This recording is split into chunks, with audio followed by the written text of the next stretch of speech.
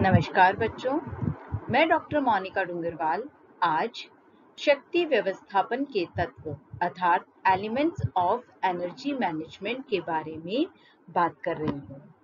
आप सभी को पता है बच्चों कि हमें कोई भी कार्य करने के लिए ऊर्जा या शक्ति की आवश्यकता होती है।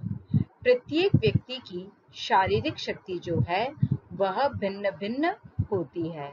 किसी भी कार्य को करने के लिए कितनी शक्ति व्यय होगी या खर्च होगी, यह माप पाना थोड़ा सा मुश्किल होता है।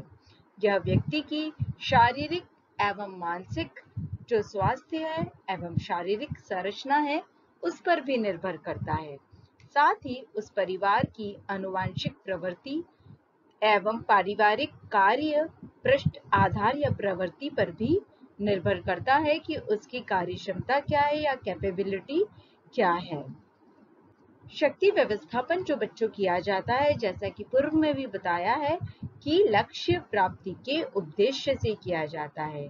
कई कार्यों में कम और कुछ कार्यों में अधिक मात्रा में शक्ति की आवश्यकता होती है या व्यय होती है। कार्य सुविधाजनक एवं संतोषजनक तरीके से किया जाए और थकान भी नहीं हो, यही प्रयास किया जाता है। यानी शक्ति जो व्यय होगी जब भी किसी व्यक्ति की, तो उसे थकान अनुभव होती है और उसकी कार्य क्षमता जो है वह घट जाती है या कम हो जाती है। बाहर के एवं घर के कार्यों में इस प्रकार से समन्वय स्थापित करना चाहिए कि समय और शक्ति में संतुलन एवं उसकी बचत की जा सके। तो आज के इस वीडियो में बच्चों हम बात करेंगे शक्ति व्यवस्थापन के तत्व के बारे में, और यह एनर्जी मैनेजमेंट या शक्ति व्यवस्थापन का पार्ट 4 है। शक्ति व्यवस्थापन के तत्व एलिमेंट्स ऑफ एनर्जी मैनेजमेंट जो है बच्चों, इसके 3 तत्व होते हैं।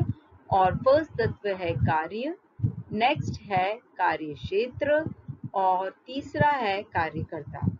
ये तीनों ही जो तत्व हैं शक्ति व्यवस्थापन में बहुत अधिक महत्व रखते हैं। तीनों तत्व जो हैं आपस में घनिष्ठता से जुड़े हुए होते हैं और एक दूसरे को प्रभावित करने का कार्य करते हैं। यानी कि कार्य, कार्यकर्ता, कार्य क्षेत्र, इन तीनों में एक पारस्परिक संबंध होता है और आपस में ये एक दूसरे को प्रभावित करने का कार्य करते हैं। तो आज के इस वीडियो में हम सर्वप्रथम जो टॉपिक ले रहे हैं वो है कार्य का। अब हम बात कर रहे हैं बच्चों कार्य या वर्क के बारे में। आज का जो वीडियो है हमारा वह इसी के ऊपर बेस्ड है पूरा कि वर्क क्या है और इसके क्या आयाम है। मनुष्य अपनी आवश्यकताओं को पूरा करने एवं शरीर को चलाते रखने के लिए कार्य करता है। यानी मनुष्य की दिन भर कई सारी आवश्यकताएं होती है और वह आवश्यकताएं तभी पूर्ण हो पाएगी जब वह कुछ कार्य करेगा। अगर आपको ब्रश करना है तो उठ के जाना पड़ेगा, हाथ में ब्रश को लेना पड़ेगा, यानी ये सब अलग अलग तरह के कार्य हैं। अगर आपको भूख लग रही है तो कुछ खाना पड़ेगा, है ना, तो इसमें भी कुछ फिजिकल एक्टिविटी हो रही है। यानी कि मनुष्य को अपनी आवश्यकताओं को पूरा करने के लिए कार्य करना पड़ता है।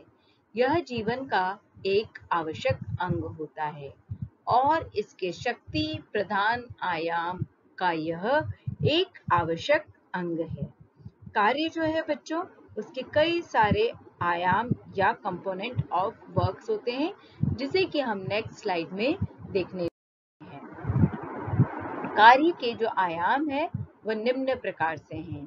फर्स्ट है शारीरिक आयाम या जिसे हम फिजिकल कंपोनेंट कहते हैं। दूसरा जो आयाम है उसका नाम है मनोवैज्ञानिक आयाम, जिसे कि साइकोलॉजिकल कंपोनेंट्स कहा जाता है। तीसरा है सामाजिक बंधत्व यानी सोशल बॉन्ड। फोर्थ वन है आपका आर्थिक आयाम या इकोनॉमिकल कंपोनेंट। नेक्स्ट है आपका कार्य शक्ति और शासन से संबंध यानी relation of work, domination and administration. Last है आपका कार्यों का शारीरिक ऊर्जा मूल्य यानी एनर्जी कॉस्ट ऑफ वर्क।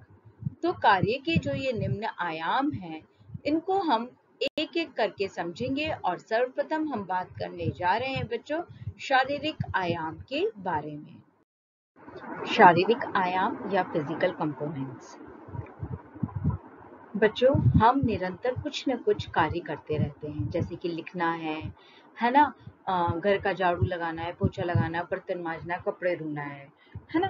और यही कार्य मशीनों के द्वारा भी हो सकते हैं।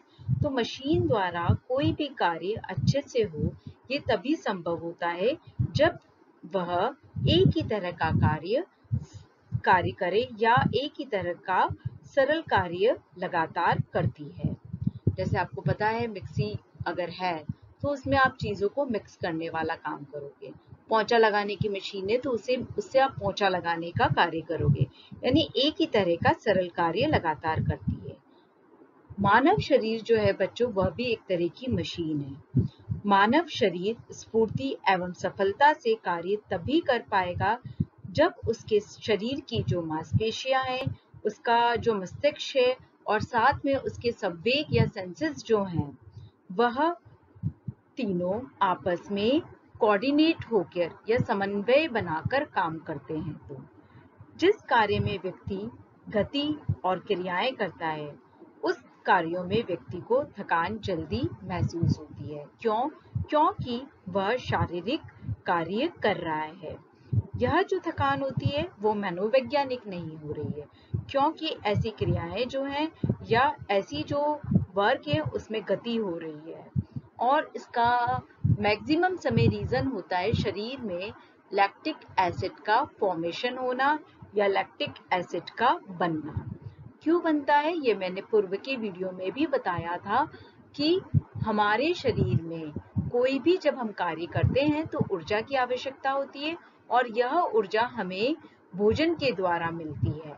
और भोजन के द्वारा कैसे मिलेगी? जब हमें लगातार ऑक्सीजन श्वसन के द्वारा मिलती रहे। तो यह जो ऑक्सीजन होती है भोजन को बर्न करेगी और ऊर्जा देने का कार्य करेगी। परंतु जब आप लगातार कार्य करते रहते तो उस अनुपात में वहां पर ऑक्सीजन नहीं पहुंच पाती है, नहीं मिल पाती है, तो आपको ऊर्जा उतनी नहीं मिल पाती है और साथ में लैक्टिक एसिड का फॉर्मेशन होने लग जाता है और इस कारण से आपको थकान फील होती है। कार्य करने की गति, ताल, ध्यान, एकाग्रता, समय आदि सभी व्यक्तियों में समान नहीं होते हैं और थकान से प्रभावित होते हैं।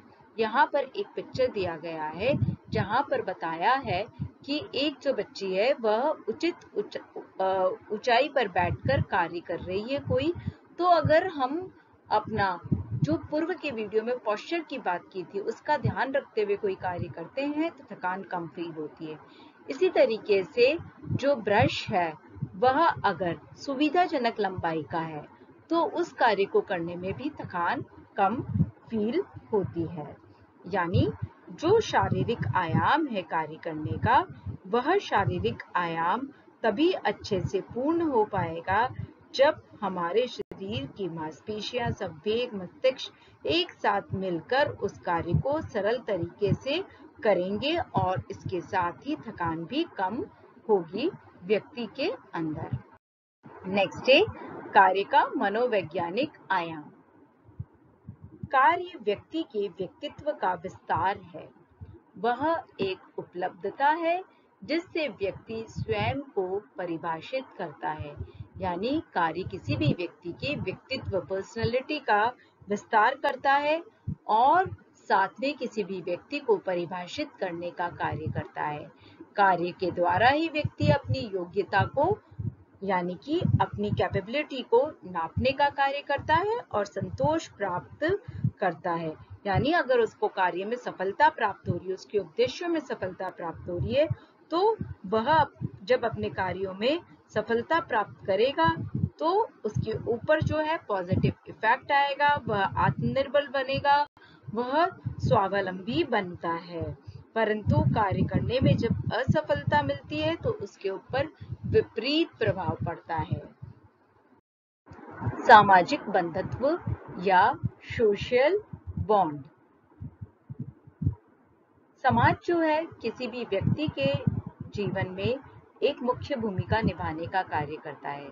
समाज में उस व्यक्ति का और उसके पद का एक प्रतिष्ठात्मक प्रभाव पड़ता है। वह एक समुदाय में रहने से संतुष्ट होता है और उसी समूह के द्वारा वह समाज से वह अनेक कार्यों के द्वारा जुड़ा रहने का कार्य करता है। यानी कि कार्य के अंतर्गत यह सामाजिक कार्य या सोशल बॉन्ड आते हैं और व्यक्ति जो है इस समय पर प्रेजेंटली या उसकी जो पोस्ट है या पद है वह उस समाज पर प्रतिष्ठात्मक प्रभाव डालने का कार्य करता है। यानी यह कार्य का एक सामाजिक आयाम होता है। नेक्स्ट है आर्थिक आयाम या जिसे इकोनॉमिकल कंपोनेंट्स कहा जाता है। कार्य ही जीविका का एक साधन होता है। आप सभी को पता है अगर कोई व्यक्ति कार्य नहीं करेगा, भले वो व्यवसाय हो या नौकरी हो, तो वो धन अर्जित नहीं कर सकता है। यानी कार्य ही व्यक्ति के लिए जीविका का एक साधन है। कार्य करने से ही व्यक्ति आर्थिक उन्नति प्राप्त करता है। कार्य आर्थिक अस्तित्व की नींव होता है। समाज में भी श्रम विभाजन के आधार पर वर्ग बनाए गए हैं। कार्य ही आर्थिक रूप से पूंजी बनाने का कार्य करता है। यानी यह कार्य का आर्थिक आयाम होता है। यानी जिस तरीके से हम किसी कार्य को करते हैं, हमारे शरीर का इन्वॉल्वमेंट हो रहा है तो शारीरिक आयाम हुआ। इसी तरीके से मानसिक आयाम को हमने देखा। इससे पूर्व में सामाजिक आयाम को देखा और यह जो बात कर रहे थे हम, यह थी आर्थिक आयाम की बात। नेक्स्ट है बच्चों कार्य, शक्ति और साधन से संबंध, यानी relation of work, domination and administration. एक समूह या संगठन के साथ काम करने से शक्ति का एहसास होता है। आप किसी ग्रुप में या किसी ऑर्गेनाइजेशन में काम कर रहे हो बच्चों, तो आपको क्या फील होता है? एक शक्ति का एहसास। समय के बंधन में व्यक्ति कार्य पर जाने के लिए बाध्य हो जाता है। आपकी जो सब चीजें हैं वो टाइम से जुड़ी हुई होती है। इतनी बजे ऑफिस जाना है, इतनी बजे बिजनेस पे जाना है, इतनी बजे दुकान खोलनी है। यानी समय के बंधन में व्यक्ति कार्य पर जाने के लिए बाध्य हो जाता है और कभी दूसरों को भी कार्य समय पाबंदी के लिए बाध्य करता है। अगर वो ऑफिसर है या हेड है या कुलीग है तो वो कहता है कि तुम्हें भी ये कार्य समय पे करना है, इतनी बजे आना है, इतनी बजे जाना है। यानी कभी दूसरों को भी कार्य समय पाबंदी के लिए वो बाध्य करता है, जिसमें उसे प्रभुत्व प्रदर्शित करने का मौका मिलता है। यानी उस समय पर वो अपना प्रभुत्व को प्रदर्शित कर रहा होता है। संगठन में कार्यों की रचना की जाती है, बनाया जाता है और उसे लागू भी किया जाता है। यानी संगठन में जो है कार्यों की रचना होती है, साथ में उसका कार्य रूप भी बनाया जाता है और उसको लागू भी किया जाता है। कार्य निर्धारित समय पर किए जाते हैं और पूर्व निर्धारित अनुक्रम में भी किए जाते हैं। दूसरे शब्दों में हम कह सकते हैं बच्चों कि शासन द्वारा व्यक्ति को कार्य संपादित करने को कहा जाता है। यानी कार्य, शक्ति और साधन से संबंध रखने का कार्य करता है। नेक्स्ट और लास्ट जो आयाम है वो है कार्यों का शारीरिक ऊर्जा मूल्य। किसी भी कार्य को करने में ऊर्जा व्यय होती है। यानी एक कार्य को करने में जो ऊर्जा व्यय होती है वह शरीर के द्वारा प्रति मिनट ऑक्सीजन की उपभोग यानी व्यय या काम में ली गई मात्रा होती है। आप सभी को पता है बच्चों, बार बार ये बात कही जा रही है कि हम जो कार्य करते हैं उसमें ऊर्जा व्यय होती है। यानी एक कार्य को करने में जो ऊर्जा व्यय हो रही है वह शरीर के द्वारा प्रति मिनट कितनी ऑक्सीजन को काम में लिया जा रहा है उस पर डिपेंड करती है। ऊर्जा मूल्य कैलोरी प्रति घंटा प्रति शारीरिक वजन से दर्शाई जाती है। किसी भी कार्य करने का जो ऊर्जा मूल्य है, जैसे आप बैठकर टेबल कुर्सी पे लिख रहे हैं, तो इसका जो ऊर्जा मूल्य कितना होगा वह प्रति घंटे में, कि 1 घंटे में उसका अगर शरीर का भार इतना है तो इतना ऊर्जा मूल्य खर्च होगा अगर बैठ के लिख रहा है, या वो दौड़ रहा है, या वो खाना बना रहा है, या कपड़े धो रहा है। यानी यह किससे निकलता है? प्रति मिनट ऑक्सीजन के उपभोग से। यानी उस कार्य को करने में वो हर मिनट कितनी ऑक्सीजन को काम में ले रहा है। विश्राम की अवस्था में जब वो विश्राम कर रहा होता है तो उसकी आधारीय उपापचय दर जो है अगर उसको हटा दिया जाए तो उसके पश्चात जो ऊर्जा मूल्य प्राप्त होता है वह कार्य को करने का ऊर्जा मूल्य होता है। बच्चों, विश्राम की अवस्था की बात यहाँ पर क्यों की है? इसलिए की गई है विश्राम की अवस्था में उस समय आपके खाली इंटरनल ऑर्गन्स वर्क कर रहे हैं, जैसे कि सांस लेना है जो आपको पता भी नहीं चल रहा है, हृदय का धड़कना है, ब्लड का सर्कुलेशन है ना, यूरिन का फॉर्मेशन है, खाने का डाइजेशन है, तो ये काम चल रहा है। तो उस समय जो आपकी आधारीय उपापचय की दर है या आधारीय परावर्तित जो दर है, अगर आप इसको हटा देते हैं या माइनस कर देते हैं, उसके पश्चात जो ऊर्जा मूल्य प्राप्त होता है वह किसी भी कार्य को करने का ऊर्जा मूल्य कहा जाता है। ऊर्जा मूल्य के आधार पर ही कार्य को जो है बच्चों 3 भागों में बांटा गया है। यह जो कार्यों का शारीरिक ऊर्जा मूल्य है जिसे कि 3 भागों में बांटा गया है, इसमें सर्वप्रथम है बच्चों हल्का कार्य यानी कि लाइट वर्क। इसमें विश्राम ऊर्जा के बाद जो है 100% से कम ऊर्जा जो है व्यय होती है, जैसे कि बैठकर हाथ से सिलाई करना, सब्जी को काटना, बुनाई करना आदि कार्य। नेक्स्ट जो है वह है साधारण कार्य या मॉडरेट वर्क। ऐसे कार्य में विश्राम ऊर्जा के बाद 100 से 150% अधिक ऊर्जा की आवश्यकता होती है, जैसे कपड़ों को आयरन या प्रेस करना, कपड़ों को सुखाना, झाड़ना, साफ करना आदि साधारण कार्य के अंतर्गत आते हैं। तीसरा होता है भारी कार्य या हैवी वर्क। ये वे कार्य होते हैं जिसमें 150 से 200% अधिक ऊर्जा व्यय होती है, जैसे कि भारी सामान को उठाना, चटनी पत्थर पे बनाना, पत्थर पे भी सिलबट्टे पे जो बनाई जाए, बैठकर पोंछा लगाना आदि कार्य जो होते हैं बच्चों वह हैवी वर्क या भारी कार्यों के अंतर्गत आते हैं।